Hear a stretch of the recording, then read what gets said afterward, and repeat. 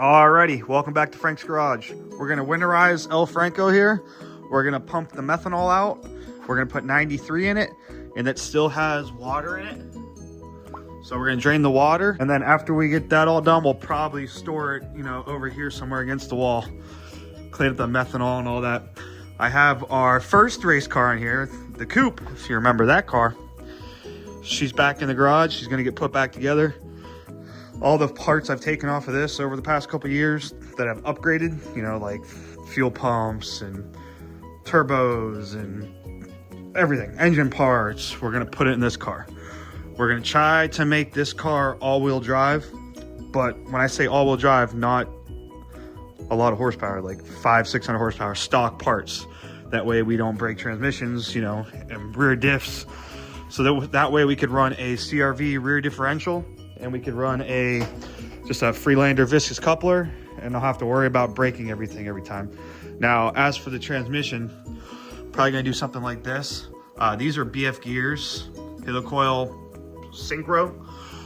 I'll probably do, if I end up putting a gear set in it, I'll go with the FF transmissions because they're the cheapest on the market, and I've seen they've been doing pretty good for what I want to do with it. Now, the reason we're not making the race car all-wheel drive, because at the power level this car's at, and the higher power level I'm gonna go to eventually, I'm gonna break all-wheel drive parts a lot. And you have to buy the very expensive parts and still break them. So I figured keep this car dialed, maybe just make this an 850 car, put a cage in it this winter. It's the only upgrade I wanna do this car this winter is a cage. And those cams aren't ours. Maybe a motor if I can get parts laying around and build something that's better than this, because remember, this is our backup engine that I just put together with damaged pistons that I hand sanded and epoxy and all that stuff. But we'll move on to this car, so that way I don't have to worry about this. I can focus on that, and then the Acura is complete still. It's at my grandma's. Leave that there. So we'll have the Acura, we'll have the hatchback, and then we'll have the Coupe, hopefully all-wheel drive. Now, I would also like to make it a drag and drive car if possible. Now, it does not have a heater core, so I need to source one of those, and I do not have carpet. I need to find some carpet for it. It's hard to find coupes with clean carpet. I took carpet out of it and put it in that because that green car did not come with carpet. And then like the climate controls, I have 99 2000 because this is a 99 2000 car. I have those climate controls right there. I don't know about the bottom piece though. And it doesn't even look like I have the harnessing in here. So there is a 99 2000 at the junkyard. I might go there and pull the dashboard and take the whole heater core stuff. We'll see. But the car got a little bit worse. It was in that climate controlled backyard in the weeds. The Bondo came off. I didn't put that on there, but that came off. Still got the dents in it. I do have the factory seats. I'm gonna probably put those back in. Now remember, this car is cut a little bit, so there's no rear deck lid, meaning the back interior has nothing to bolt to, which I have it all. Maybe we can figure out how to make tabs and stuff just to make it look complete. Here's the EP3 seat out of the blue car, and I just don't like really the way it fits in here, or it looks in here. Maybe with carpet, but I like the stock ones better. I like the stock look. And then we'll put the center console back in. I'm gonna try to make it like a street car, but it is a beater. I have the sunroof upstairs still, so I could put the sunroof back in, take all this out, and just, do something with the roof. There's still 2 windshields on it. They're stacked up, 2 broken windshields on top of each other. But besides that, I started to scuff up the engine bay here. I'm probably gonna go black again, just make it nice and shiny. That subframe's not for this car. Well, it is, but I need to put a 92 to 95 subframe in it out of an EG Civic, which my buddy Cody has. He's gonna donate that to me. He's the car that I did the Heltec harness wiring in. The purple blue colored teal one. And then that's about it with this car. So we're gonna get our pump and we'll pump it out. Now the old turbo that was on here, the Pulsar with the 3584 and the Smuck built manifold, that's on Sam's MR2 right now. Well, this is technically Sam's manifold here, this ASM. But I asked him, I said, I need my turbo and manifold back, but I want to keep your manifold too. Do you want me to pay you for it? Do you want me to get you a turbo manifold? He said, just give me a turbo manifold. So I'm going to get him a Sidewinder turbo manifold, just like it's on the Acura for his MR2. And then I can have my turbo and manifold back, and then it'll go on that car. So that's pretty exciting. This car is just still here, how it's been dialed. It'd be nice to put door cards on it too, just like a piece of steel, aluminum, so they're not sharp, and door handles. But that's about it. All right, methanol is out. We're gonna grab our laptop, we'll unplug. We'll probably leave them all plugged in, and then we'll run the 93 through them, and then we'll unplug one of each on each cylinder, probably so I could tune it better. Just, I'm not a tuner, but let's see what happens. All right, so it's been a while since we started this thing up, and we just took the methanol out of it and put 93 in it. And we haven't changed anything in the tune yet. The only thing I did is I shut off the injectors.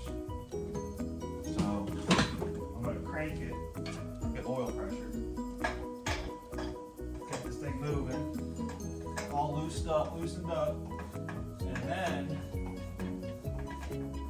enable the injectors. Because by then, our fuel can pump through and it can mix the methanol that's in these huge lines still. There's a lot of ethanol still in here, mixed with 93. So, see what happens. All right.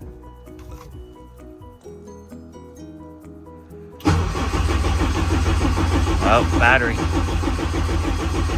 It's getting oil pressure.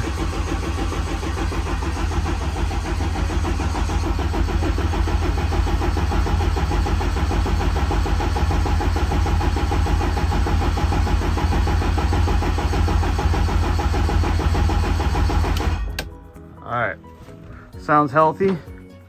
You can hear when the oil pressure comes on. And then, check if we got fuel pressure, but our battery, you can tell our battery's not very good right now. It is, but we're sucking some powers. All right, so we'll turn the injectors on.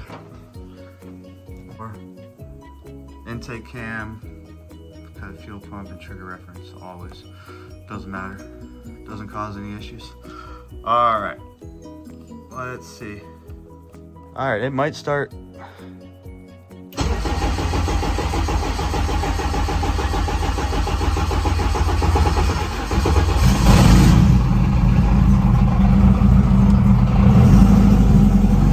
Got oil pressure, it's running 90 psi.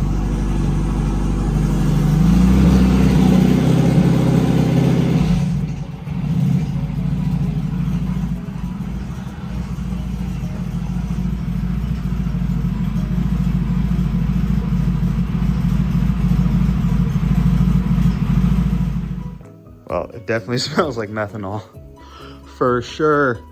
Check everything over. We'll start it back up. Everything looks delicious.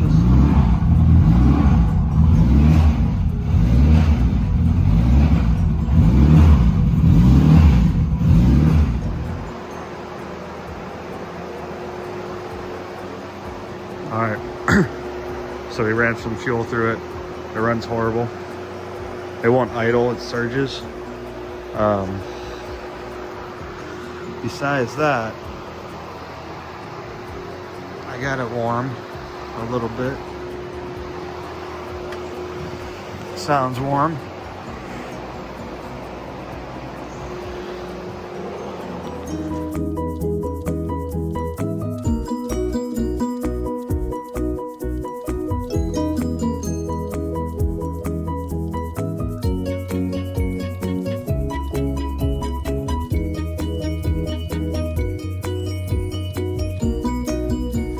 All right, I can't push it out. I tried. I'm gonna have to try to start it, but this has a mixed fuel in it, so I don't think it's gonna start. And the coolant's 42 degrees right now. So that means our garage heater's working over there. I have that one on though too. But that's good. I'm gonna try to get this out of the garage so I can drain the oil.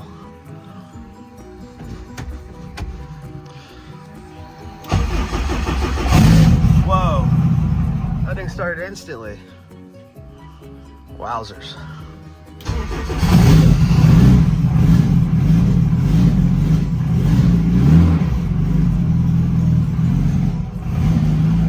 Alright, I gotta open the door and let it out. It's not gonna idle, I know that. Got fuel pressure. Yeah, it won't idle.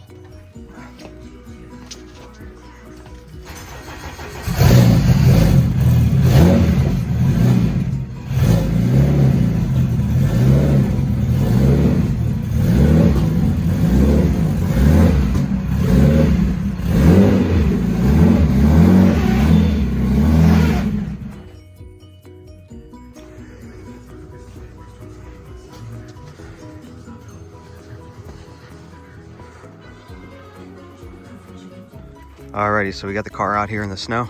We're going to finally drain the water out of it before it freezes. So we're just gonna pull the bottom hose off probably, and it should be pretty easy.